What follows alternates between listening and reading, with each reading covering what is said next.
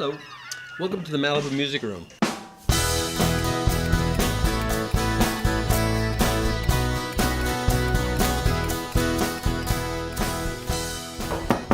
Hey, I wonder who that could be. Hi, it's Se-Hwang Kim. Come on, Se-Hwang. Welcome to the Malibu Music Room. Yes, well, thank you for having me. Welcome. Wow.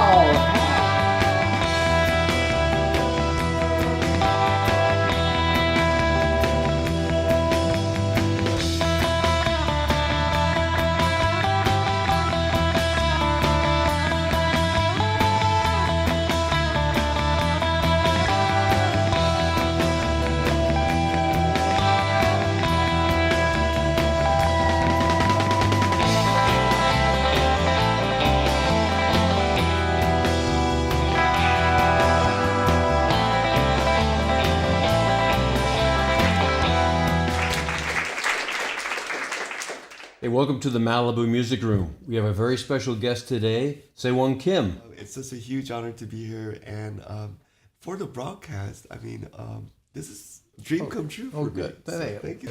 So what age did you come to the United States? When I was 3 years old, Okay. I was born in 1971. My father, who worked at the Korean embassy in Washington, D.C., he was stationed to the embassy in 1974. And he was also extremely rarely lucky to be in charge of communications within the team of 5 people with the U.S. government at the time. And he was the youngest person amongst these people in the team. And surprisingly, it's a 4-year per term.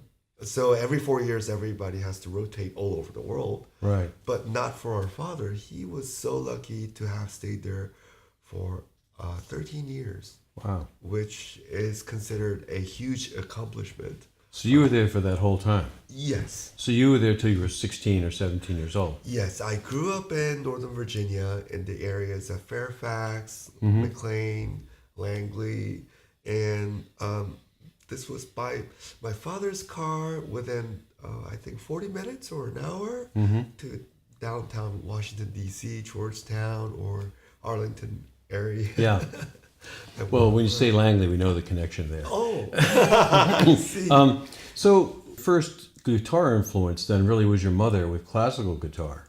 Yes. And Did she teach you or did you have... in a way, Yeah. I would have to say yes. But at the time, she just arrived in America.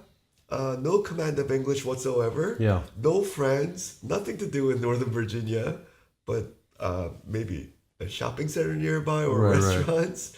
So after our family had the dinner, nothing to do really. Yeah. And she was a classical guitar player, and 70s was a very conservative time period for a Korean family at the time. So my father just completely stopped my mother's career right after marriage. Right. And her obligation was to take care of me and my younger sister. Yeah.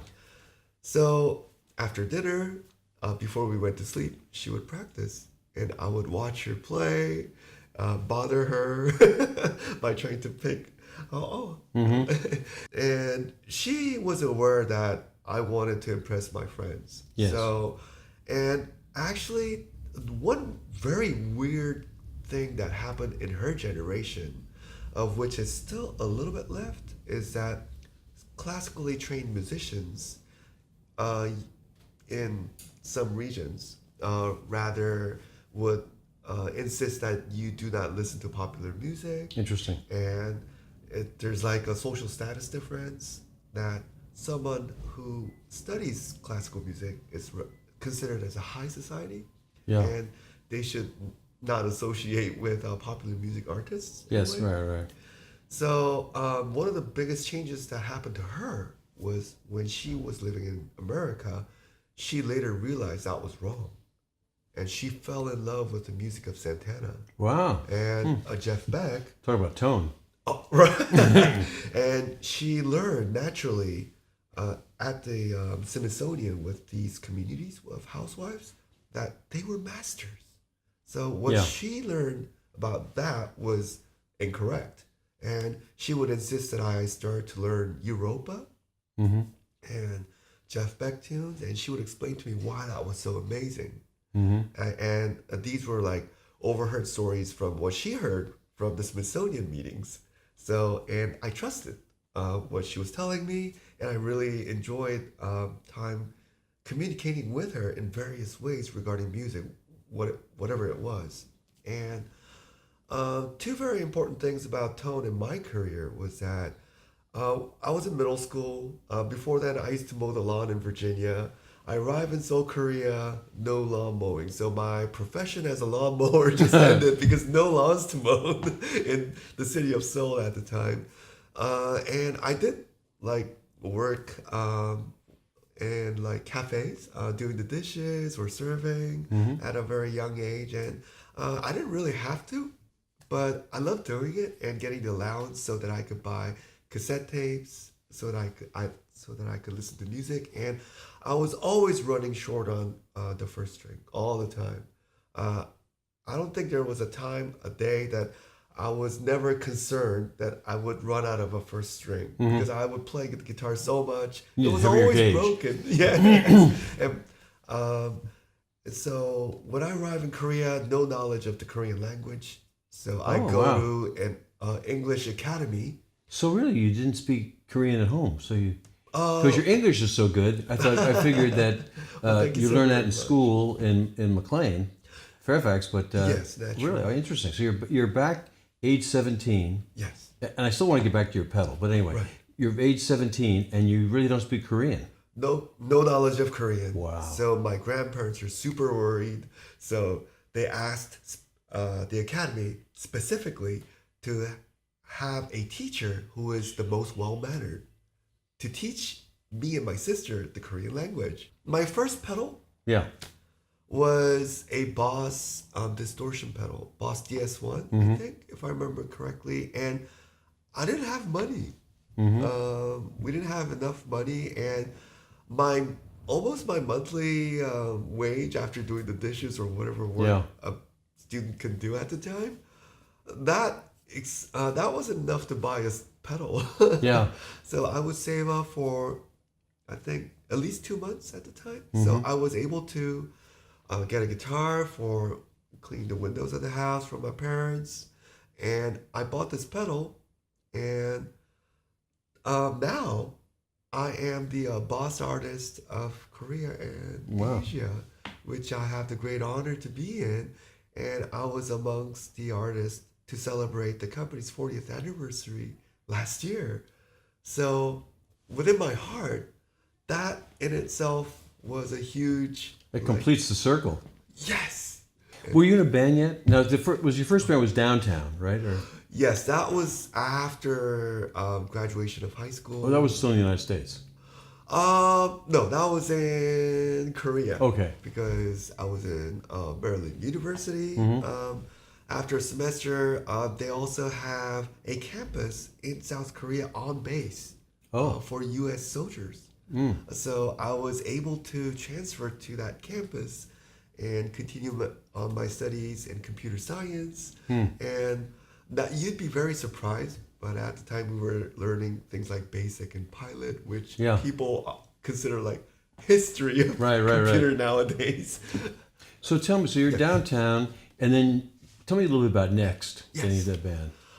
Because That was the bigger band, right? Oh yes. Yeah. Downtown was the first band we started off with. One of the other things about Tone was that nobody was using a guitar amp for recording in Korea at the time. Were you going direct? Yes, everybody was going direct with their pedal board or multi-effects. And at the time, they did not have the cabinet simulator function. Yes. So it would just sound very sharp, Yeah. too edgy. Yeah. And No clean- bite. Yeah. Right, the bite, yes. The clean tones were okay, but the crunch tones Yeah. were just too much. But that's just how it was.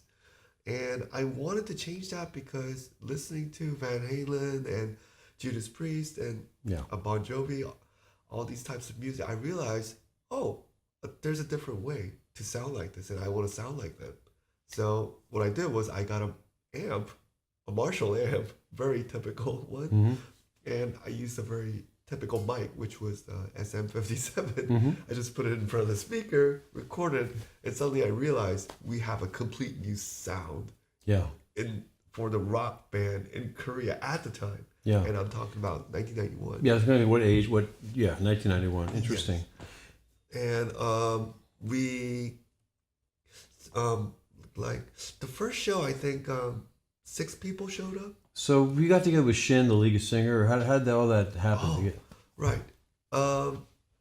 After, like, increase of fans to 500 and on so for downtown, Shin Hechar, or Hechar Shin, he came to one of our shows after hearing rumors that I was the new guitar hero up and rising from. And these were recommendations made by the owner of a rental company's equivalent to SIR. Right? Yeah, right, exactly. And he would recommend me to him. And there was another good bro of his that loves to see all kinds of shows, and he thought I was amazing, so he insisted that we should meet. And he came up to me, calling me. He called our house, and he would say, "Oh, my name is Hechar Shin. May I speak with Se-Hwang Kim?" And I was like, at first I didn't believe it, because he was already an accomplished artist as a solo artist. Yeah. And he had 2 albums which had been to #1. And his ambition was to do rock music, which was more pure, less of the record company labels telling him what to do, to a young kid, like early 20s. And now with his popularity, he wanted to fulfill his ambitions as an artist. Yeah. He wanted to write songs. He wanted to have a heavy metal band to be super popular in Korea. So, and he thought I was the one that he should work with. Yeah. So we met. And very unusual for rock musicians in Korea because a lot of drinking. We met at a park. Very nice weather, sunny day. He had a Mercedes already at the time, which is very unique. And I thought that was really cool. And that was my very first Mercedes ride. And we were talking over milk and Coca-Cola. And what kind of music do you want to do? I want to do heavy metal and rock music. And I want to make that genre really popular in Korea, and which did not really happen priorly. So he thought, it's really great, and I knew you'd think like that, and let's do it. So I joined his band at the time, which had just started, the N.EX.T. And this was right before they started touring, after a few singles which had succeeded already. Yeah. But they wanted to tour. So they, Hechar, he got all these band members together, including myself. And on the first show, 8,000 people showed up at the COEX Auditorium, which is rather considered like a stadium arena type. And the tickets were sold right away. Wow. So the organizers thought, oh, we got the wrong venue. It's too small for this. And now that had marked the first stadium concert in South Korea with rock music that was sold out instantly. And we released... Had you released I'm There For You yet? Or This was actually before the release of the first album together, but we were working on the album at the time. It just, after the stadium tour started happening and it was so successful, the continuation of the album releases and the tours just went on continuously. And we were even surprised because we have 8 major states and capital cities of each state in the country, and we were always on shows and broadcasts, and it was super busy at the time. We were sleeping like 3-4 hours a day, and we wanted to do it like that. So it was a great time of fulfillment. So I wanted to ask you a little bit with Next. Yes. You, in your lyrics and music, you were very environmentally concerned and politically as well. Yes. Can you talk about that a little bit? I know you had some songs that had to do with the planet and environment. Right. The band, which is unusual at the time, especially during the 90s, these were the times when Korean economy was just up and rising right after the 88 Olympics, and Yeah. Korea was just prospering like crazy.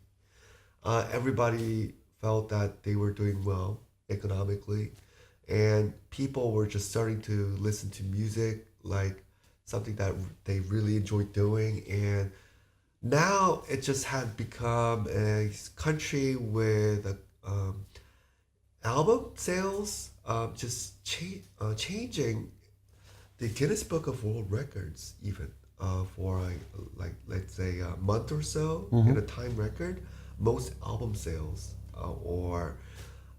so we were provided with this huge market that was great for musicians. And I think our bandmates at the time, we all felt like we wanted to utilize the opportunity to have a voice for society for the better. And this would include things that is rather uncomfortable for people to talk about or difficult to talk about because they were in a certain position. Yeah. Because still to this day, there are things to be careful what to talk about. Yeah. But I guess people were just sad when the Songsu Bridge, right in the center of this Seoul City, Yeah. on Han River, the bridge collapsed just out of nowhere one day. And there were people and cars on the bridge. So that was like a symbolic thing that happened of the fast economy rising Yeah. with not careful attention to detail of these construction companies, let's say, saving costs Yeah. on elements that could have prevented it. So we made a song out of it called World We Made. Yeah. And this would include the department store that had collapsed with people packed in the department store. And there were many people killed. And us as musicians, we were criticizing such bad things happening in our society, and people loved that we were doing it, Yeah. especially in the format of rock music. Did you get feedback from the government though? I mean, We were scared, honestly, at the Yeah. time, because it was right, and sometimes when you're too right and something against the power of the corporate companies or the government at the time, yeah. they would not be happy. But surprisingly, it was so cool that they thought it was great. Really? Yes. The majority of the people, I'm sorry to say regarding the people who actually made that bridge and the department store and who were running it and taking care of it, but all the others thought they agreed. They're right. The construction should have been more careful, and people should not die of these crises in our society anymore. And another thing about the Korean tradition is that in Korea we have our last names, and these last names would come from certain regions I see. of the country. And there's a law that when you have the last name with the same background, you cannot marry each other. Oh. And this was preventing many, many couples who Yeah. wanted to get married but could not because of the law. Yeah. So we made a song out of that one. And for 1 year, the government surprisingly listened to us and took it into consideration. Okay, that law was made hundreds and thousands of years Yeah. ago. We'll let you people get married for this 1 year in 1997. Wow. So all these couples got married, and these And couples, probably played your song at their. many did, many did. And we got a lot of feedback thanking us that, thanks to you, we were able to get married. You know, I wanted to ask you too about with the new president coming in. Right. You were involved in playing for that as well. Yes. And tell me a little bit about that. Was it a protest that brought him in against the old regime, or what was the backstory on that? Oh, yes. Kunhae Park, or Park Geun-hye, which Park is the last name of. She is the daughter of the president Park Chung-hee, who was the president in the 70s at the time. She became president, and she is now have been caught for different reasons up front. Yeah. And one of the biggest triggers that people would remember forever when the national disaster of the boat carrying the high school kids, and it suddenly just drowned. And we had a military accident with our Navy, which was supposedly considered to have been shot by an enemy of some sort. But it's all under a disguise. And the sad fact that people really got angry at Park Geun-hye was that she wasn't paying attention, and she was at her plastic surgeon, or just sleeping, or she was not paying attention to the national crisis of the time. And people were just so furious that basically she wasn't doing anything. Yeah. That's how people felt. So we have a very famous motion gesture, Namolang, which means, oh, I don't care. Yeah. So, and at the time, people were like just so frustrated and comparing her to the U.S. President Obama oftentimes as well, because he was on media a lot, and he seemed like a person who was rather diligent and caring for the people. So people were just frustrated, and she would not come out of power, and it seemed like it would not happen. It's just impossible, because by law, in order to make that happen, there were certain procedures which could not really go through with her agreement on equally at the same time. So that's why we had the uprising of the people, and we had several national protests by weekend, which was rather civilized, with candles or badges that people will wear, and we would just gather up, and our band with myself had the privilege to perform at the very last important protest in front of 1.2 million people in downtown Seoul, Korea, 2 million nationwide, just protesting her to be out of power. Yeah. And very soon after that, it was agreed. Amazing. So change was made, and music was a huge part of it. Yeah. And I guess in that sense, maybe or maybe not, to my understanding, there's some similarities with Woodstock. Yeah. And yes, so people would thankfully consider me and our band as being influential in a political sense as well. Especially considering the culture there, where there's, I mean, at least as an American, my perspective of the culture is that it's much more dictatorial. That you have to be very careful about what you say and do, and to take that chance to perform in public before such a huge crowd, you were taking a real chance, because had the people not been behind you, who knows? I would not be able to be in the beautiful Malibu mansion right now on this wonderful show, which I'm really honored to be in. I could be in a jail. Yeah, that's what I'm saying. In prison for life. So let me ask you one question. With the current state of things in South Korea, do you think there's ever a chance of any kind of reconciliation, even just artistically, with North Korea? I mean, do you get in communication with any North Korean musicians or anything like that? Oh no, I do not. Yeah. I would love to. Yeah. I noticed I'm a guitar enthusiast, and not many people are aware. Some are. Joe Satriani had a show in North Korea, to my understanding, and I think he presented his guitar as a gift to the North Korean leader's own band, and the guitar player for the North Korean leader's band is actually performing with Joe Satriani's guitar. Wow.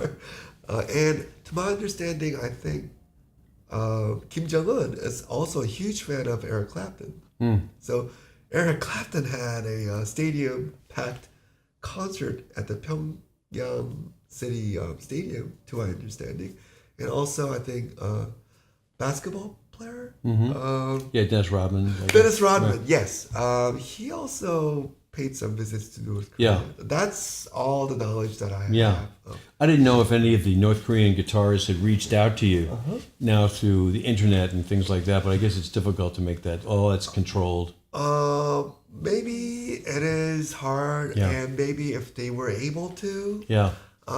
maybe they would not do so, or maybe they would hesitate. But I do know one celebrity who escaped from North Korea and who became really popular in South Korea for that. And plus, the people in South Korea thought she was really beautiful. Yeah. And she has a very different type of look, but it's really beautiful. And she's actually one of the celebrities in Korea as well. So, excluding her, no, I do not know anybody. Yeah. So you really are not hopeful that there will be some kind of reuniting through arts of North and South Korea? I do not know. Yeah. Honestly, but I would. You don't see hope any to indication of that, though, really, at this point. I would like to see it. Yeah, of but course. one of the huge indications was the fact that Kim Jong Un was the one raising his hand towards Moon Jae-in, the South Korean president, Yeah. which is something that I did not expect to see in my lifetime. And I have a song instrumental called Han, H-A-N, which is the song for the unification of our country, because my father, originally born in the north side, I see. coming from Hamhung City, who escaped during the Korean War when it just started Yeah. by walk, equivalent to San Francisco to San Diego by distance Wow. for a 6-year-old. Wow. That's a lot of distance. Wow. And many people literally died walking that distance Yeah. with not much food, everything just tragically just bombed. And so it was for my father, for his remembrance and what he wanted to do to be on his homeland soil again. I made that song and to commemorate my father's wish. And I would want to see my country united again. So there's that very vague, just wish part. So just one quick thing, because we're Yes. really looking forward to hearing you play. Oh, thank you so But I was just really interested in the background with your mother being a classical guitarist. And of course, it wasn't Korean classical music, naturally. It was what we would think of here as classical music. And so you were exposed to Vivaldi. And I know that you did a tour and recording with the Italian ensemble I Musici di Roma. And tell me a little bit about that, because that's amazing. So you were doing the violin parts, or what was that? How was that working? Thank you for asking, by the way. And while living in Northern Virginia in around 1977 at the time, I think, we had an 8-track in the house that we would always have on. And one was ABBA, one was, I think, guitar music, like it features Santana and Jeff Beck. And the other was Vivaldi Four Seasons Oh, by, I think, Berlin Philharmonic. okay. Because that other British violinist, that young Kent, what was his name? Kent. Anyway, go ahead. And I think that version was being played all the time. And my mom would always say, "Oh, son, clean the house, clean your room." And, I mean, I honestly thought that music was always great for like doing work in the house. Yeah. And the 8-track, the great thing about it is it infinitely never stops. Yeah. So it would just go on. And I think I listened back to Vivaldi Four Seasons for many years on Yeah. that 8-track player. And it naturally became so that I remember all of the parts by heart. Mm.